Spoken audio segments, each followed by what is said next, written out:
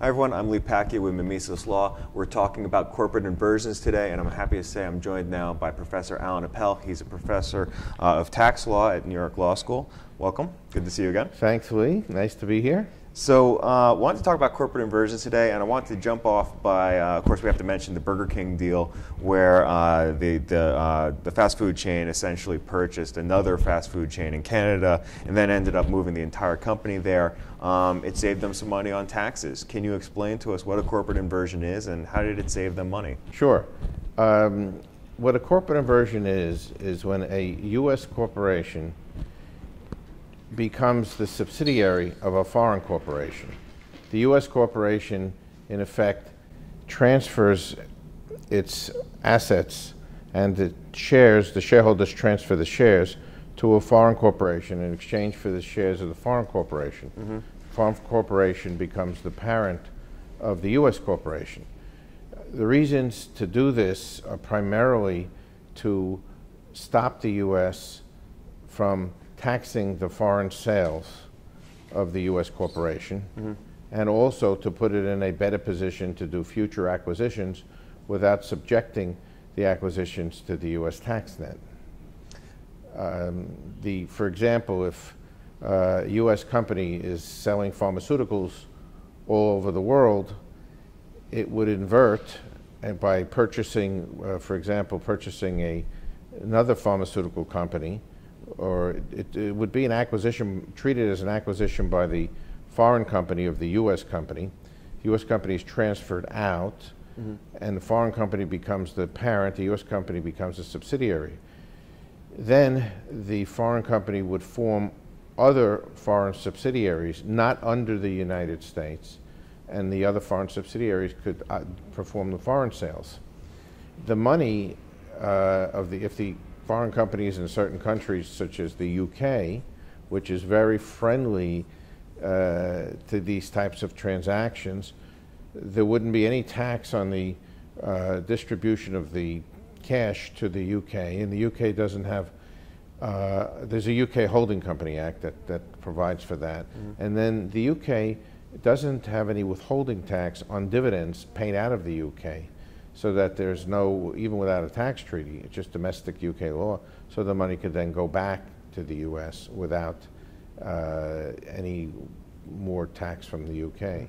So these deals make sense from the perspective of improving a company's financial performance, but does it have any other implications for shareholders of the company? Yes, this has not been focused on or talked about, but to an inversion is a sale.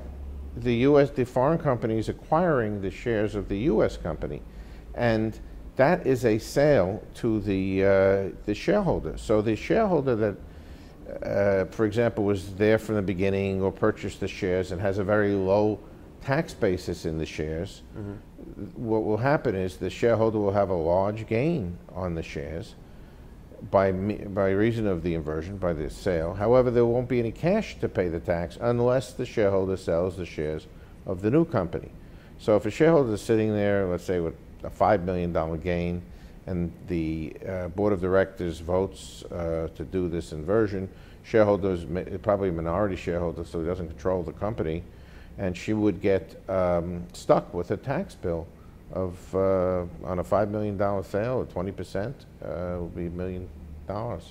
That doesn't sound like a very good deal for the shareholder. No, and it doesn't, and it's not being discussed or described. The focus of the news reports has all been, look what the U.S. corporation's getting away with. It keeps its headquarters here, mm-hmm. in effect, right. and employees here in the U.S.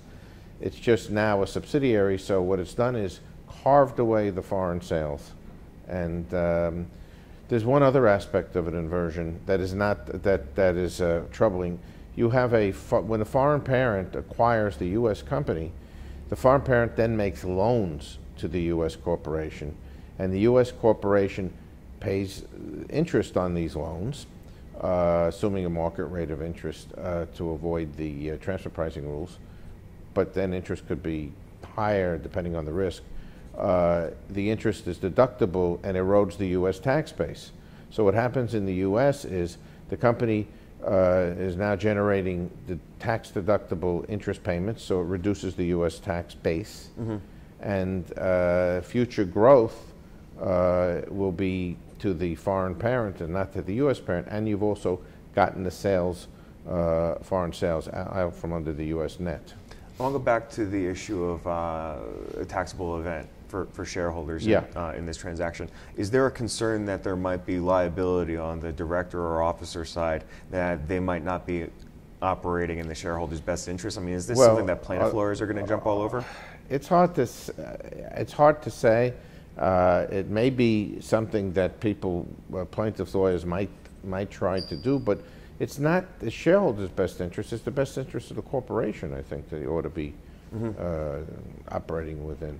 And therefore, the shareholders, as a majority of the shareholders, could stop the inversion. But if most of them are going forward, then there's not much a shareholder can really do. I do want to point out that just a couple of things. When a U.S. corporation inverts, if 80% or more of the shareholders of the inverted company, in other words, of the foreign company, are historic U.S. shareholders, nothing has been accomplished for tax purposes. That foreign company will be treated as a U.S. company for all purposes of the Internal Code, Internal Revenue Code. Where you have a problem is if it's less than 80%, but more than 60%. So if you're in between that 61 and 79% area, then it's going to be treated as taxable to the U.S. shareholders, and it's also going to be, the earnings will be taxable proportionately. So that's where the problem comes in. If it's less than 60%, there's not much that the U.S. can really do about it. Allen, this is a fascinating and complicated issue. We're going to have you back on the show to talk about what's going to happen on the legislative front, talk about inversions. Real quick, in the time that we have remaining, where do you see this heading on a macro level? Is this going to be something that the government actively works to disincentivize or perhaps prohibit going forward? Or is this just the way business is done today? No. Right now, because of the deadlock in Congress, they don't seem to be able to agree with anything. And if the president proposes it, even if it's a great proposal, they're just not going to vote for it. So there's a real roadblock in getting legislation passed. Legislation is the only way to really close down these inversions. With the regulatory, what the IRS has done is it issued a notice 2014-52, which made it harder to achieve an inversion. And once the money, getting the money back tax-free is harder. It's put up a lot of roadblocks and causes some companies to pause. For example, AbbVie had announced it was going to acquire Shire, and it was this week said it's now not going to go through with the deal. There's a $1.6 billion breakup fee, I think, but that they'll have to pay. But it's not, and its stated reason for not going through with the deal is that the new notice, 2014-52, has made it much more difficult to achieve the tax goals that it was seeking to achieve. I think you need legislation to really close this down. The next step is going to be for the IRS to convert this notice into regulations, and then you go to see whether the regulations have the force and effect of law, the Chevron case, the Mayo case, and then after that, they're going to issue the additional regulations on earnings stripping. What earnings stripping does, as I mentioned, is interest payments to reduce the U.S. tax base. The notice does not cover earnings stripping.